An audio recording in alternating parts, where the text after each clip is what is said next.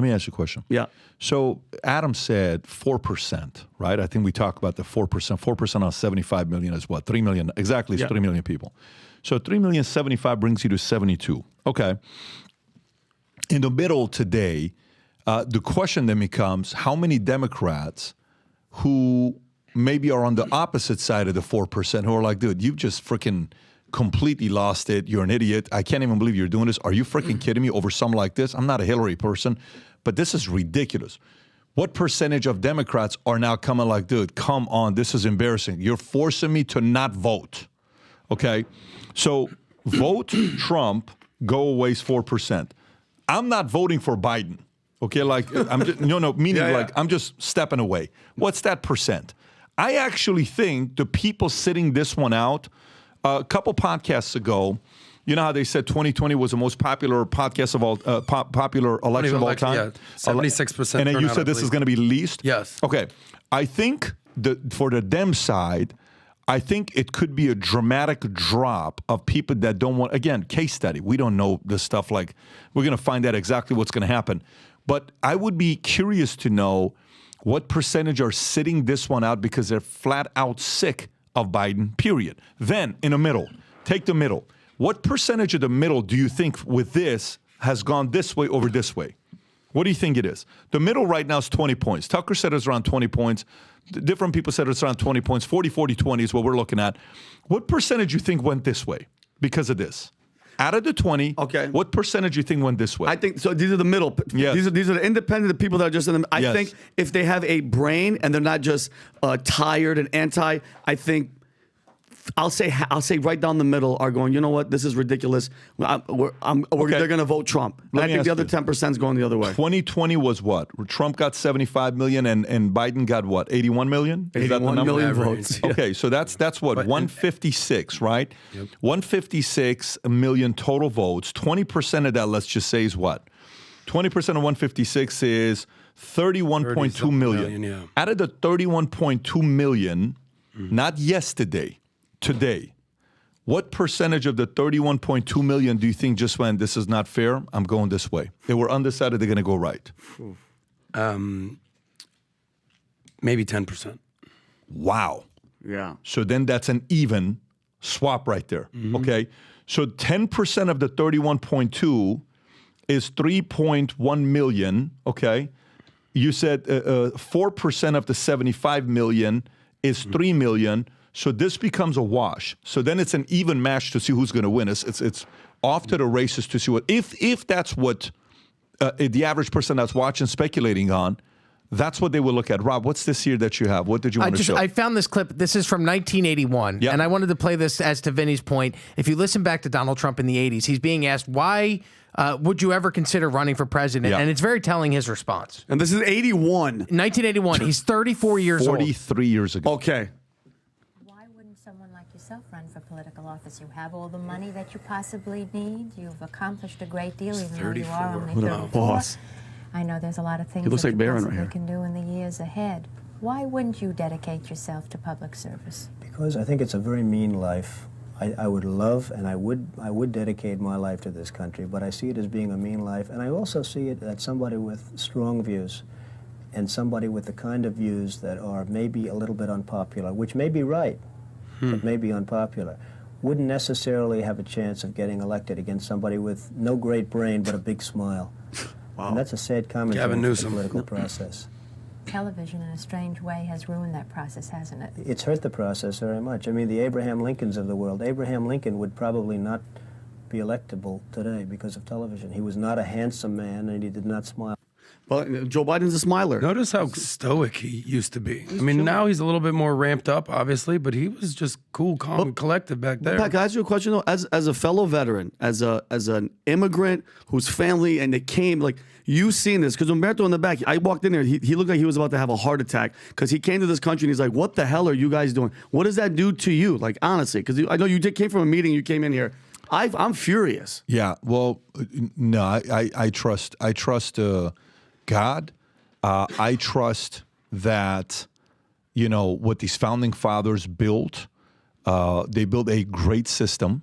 I think the Supreme Court, the same way they got involved for Colorado, and it was a done deal, I wonder if Supreme Court's going to get involved with this and say you guys are out of your minds with what you're doing. There's way too many things with the system that I trust that's been built. Do not confuse with my lack of trust and support for what the DOJ, the FBI, any of that stuff is done. I don't know why I am extremely confident in the people, enough of them realizing what the hell is going on. I don't know why, to me, I'm coming from a different place where I'm sitting there. This guy 4 years ago, you know, when the name Trump would come up, he had bought into for a lot of the Russia collusion stuff. And now he's at a place. And how many people you think are like him? I think a lot of people. I think there's a lot of people in America that are in a position right now. They love America. They maybe not even like Trump, but they're sitting there saying, I can't believe what's going on with this. Now, here's what I will say to you. I think what the left is going to do is the following. Okay, let's go through dates, calendar, okay? You got June 27th is what? Debate. Yep. During June 27th, how many times you think Biden is going to use the word convicted felon? What do you think the number will be? Oh, my God. That's it. How many times do you think? Okay, and how long is the debate? An hour?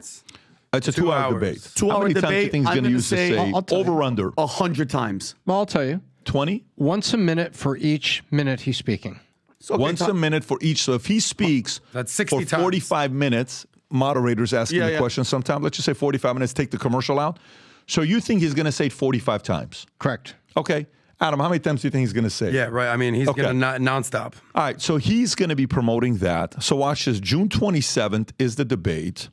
July 11th is the hearing. That's 4 days before the RNC. When is the RNC, Rob? Oh, the sentencing hearing. Yeah. The sentencing here is July 11th. The RNC, if I'm not mistaken, is July 15th. Okay, there you go, 15th through 18th, which he's probably going to be speaking at the end or whatever the Friday or the Wednesday it is. Okay, so they're trying to create a setting of going into this. I actually think the sequencing doesn't favor Dems because I think the debate's going to piss off even more, where it's going to create a lot of momentum at the RNC, where the fire at the RNC is going to be ridiculous of people wanting to be there because it's right after the debate. It's right after the sentencing then comes. So now, on the sentencing side. When's DNC? Let's put the DNC. DNC is August. I think DNC is August 13th or something like that. But let me tell you where I'm going with this, Tom. Sentencing is August 19th. Okay, DNC is August 19th through the 12th. Let me tell you what's the one part that's kind of weird. I don't know how dark these guys are going to get. Would they, if the sentencing is what? July 11th. When does RNC start? 15th. What's the likelihood that on the 11th, these guys go so crazy that they prevent him from going to the RNC?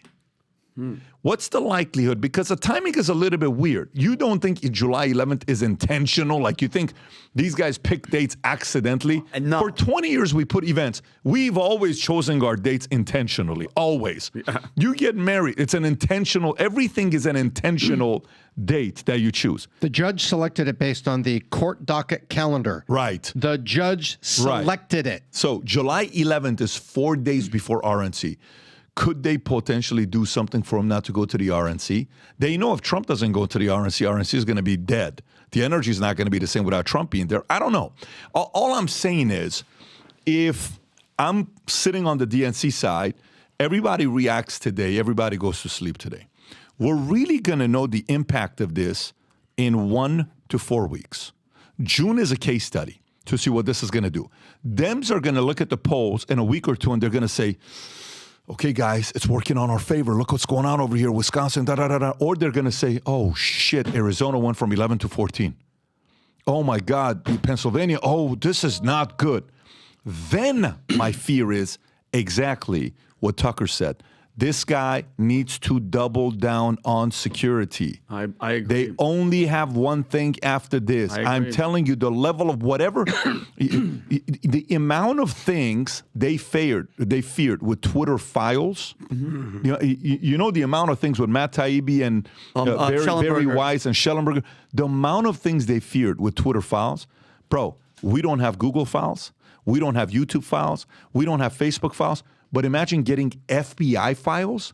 Imagine he puts in somebody that gets the CIA files. Imagine he puts all the imagine he gets the, where you find out Mayorkas, what email exchange he's had. If he puts the border security, Mayorkas, we get those files. It's over. What is that going to look like? My God. Is it the banana? Are we? That's the. I am so at a point. I'm convinced that they're frightened of the American people finding out how nasty and dirty and who's been involved. If there's one thing that's kind of weird, notice, I think Obama has been low-key a lot. Why? He's been low-key a lot. I don't know why. Been in a lot of pictures. He's been in a lot of places. He was in England for the. But he came and left. It wasn't like he came. Yeah, he was quick. He was quick. But he's been very low-key. You got to watch what he's going to be doing because, Clintons don't carry weight when it comes down to campaigning. I'm watching a lot of different things, but I'm sitting there. I guarantee they're sitting there saying, let's see what kind of reaction the market's going to have to. Polls, how soon are we going to get some polls to this? How soon do you think we get some polls to see what's going to happen? This weekend, no doubt. Okay, so next week, we're going to see America's reaction to this. It'll take 1 week. All the good polls need about 600 registered voters. They're going to wait for the cooling out period over the weekend, and they're going to see what people think about it, like Monday, Tuesday, Wednesday. I look for snap polls to be early but flawed. But a week from now, there's probably going to be more. I want to see somebody run a battleground state poll and bring it out next Friday and take it Tuesday, Thursday. And I'm not speaking my speculation. I'm speaking polling methodology that I've read. And you mentioned, sorry, Adam, because I know you want to say something. And I want people to understand, when you say that, you're not just being facetious, you're just throwing it out there. When you're talking about the real, they cannot let this man win because he's going to do exactly that. So that stopping him, like actually trying to get rid of him, let's not pretend like JFK, nobody in the government or CIA, they're still trying to protect those documents. But I'm telling you guys right now, PBD, if something happens, Adam, God forbid, a plane crashes or something happens and Donald Trump does perish, that Civil War, that movie that we saw and all that shit that they're trying to get us to, PBD, that's what's going to happen because that's going to be the spark that lights this whole bitch ablaze because that's the only way they could stop this guy because the way that we're seeing it, he's winning. This is just embarrassing. So I worry about the waterfall effect, and I agree with what Pat just said. Mm-hmm. If you are a strong candidate, the words you use, I will defeat him. If you are not a strong candidate and you're playing boogeyman politics, right? It's like you're voting not Trump, then it's he won't win. So I will defeat him becomes he won't win. And then in a moment of desperation, you end up in a really bad place where he can't be allowed to win. Oof.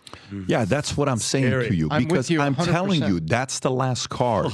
That is the last card. We're there. Yeah, but I don't think we're there.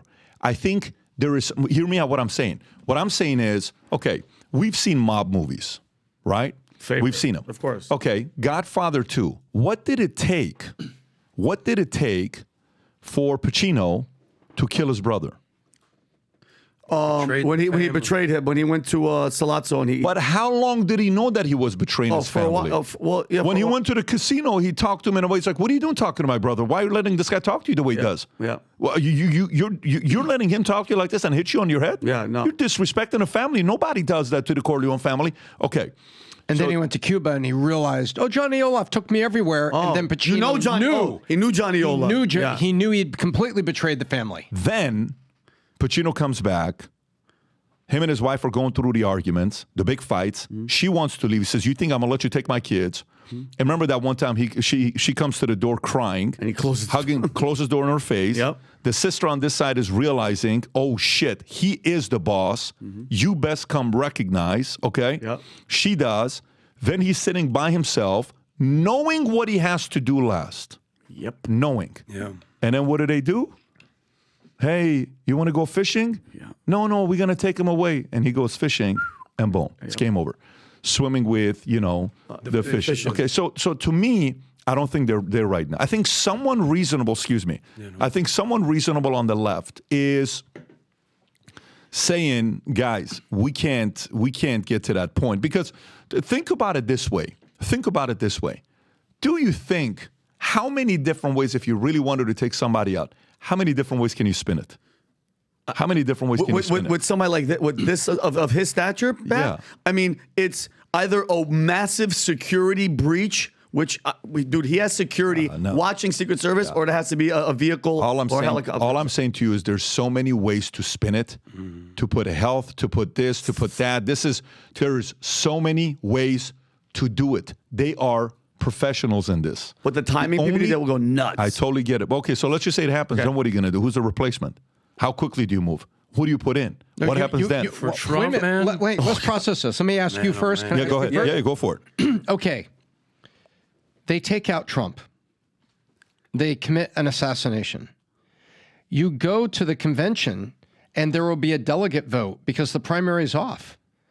All the primary results are off because all those delegates no longer are held by an active candidate. So the floor would vote. There would be a floor vote and there would be a nomination. I believe it's up to five nominees. There would be a floor vote at the RNC. That's the way it would work. The delegates would vote. Who do you think? Oh man. Well, you thinking somebody, Rob? Who would step up to be that person? It's open. It becomes an open primary. DeSantis is in play. Nikki's in play. Vivek's in play. The whole field is in play, and then they would root it down to five, and then they would have a vote, and the states would vote because all the delegates that were won fair and square by Donald Trump during the primary become uncommitted because there is no longer a candidate. Excuse me, a nominee.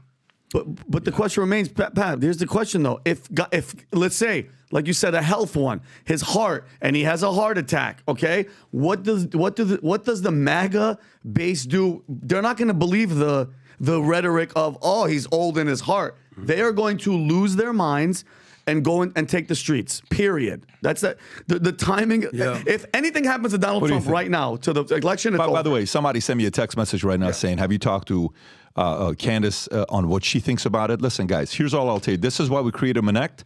For some of you guys that are wondering, ask these guys who are following the story closely. Manette Candace, ask her, what do you think about this? Ask specific question. Ask Cuomo. Rob, can you stop it from doing that?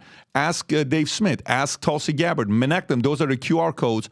Directly, they will respond to you. Most of these guys respond within 24 hours. You get to pay, and they'll respond to you within 24 hours on Connect. Most of them will. So if you like this clip and you want to watch another one, click right here. And if you want to watch the entire podcast, click right here.